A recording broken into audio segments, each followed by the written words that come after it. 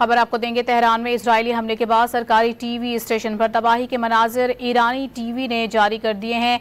इस खबर से मुतालिक अपने नाज़रीन को आगाह करते चलें कि तेहरान में इजरायली हमले के बाद सरकारी टीवी स्टेशन पर तबाही के मनाजिर ईरानी टीवी ने जारी कर दिए हैं।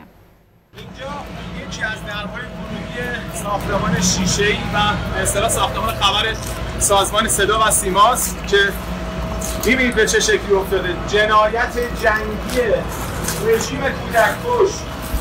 تمامی سازه‌های پلاستیکی کاملا ذوب شده. شیشه‌هایی که تو طبقه اول بوده، این قسمت‌های داخل سمت استدیویی که تا آخرین لحظه خانم امامی اونجا داشت اطلاع رسانی می‌کرد، دقیقاً تو همین زاویه پشت این آبنمایی که در اینجا می‌بینید و تمام این درخت‌های شاید بشه گفت چند ده ساله‌ای که تو این تنکه و وسایل سرمایشی و خنک کننده که تو ساختمون بود همکارا استفاده می‌کردن تماما به پایین پرتاب شده. خیلی از سازه‌های این قسمت که همونطور که عرض کردم پلاستیکی بود ذوب شده. این قسمت رو ایمان جان بگیر، اینجا پر از بوته‌های گیاهی بود، برای فضای سبز بود، کامل از بین رفت.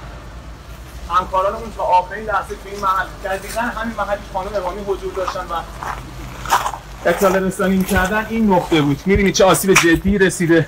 بخش گرافیک خبرگزاری، تحریریه علم و فناوری، تحریریه رادیوی ورزشی، بخش ورزش، تحریریه مسکن و سایر قسمت‌هایی که همکارانمون اینجا تا آخرین لحظه تلاش کردن، اما از چیزایی که باقی مونده یک صندلی کاملا سوخته که همچنان حرارت داره، کیس‌های کامپیوتر و امکاناتی که اینجا بود همکارانمون تلاش می‌کردن برای اطلاع رسانی، اما به تلی از خاکستر تبدیل شده.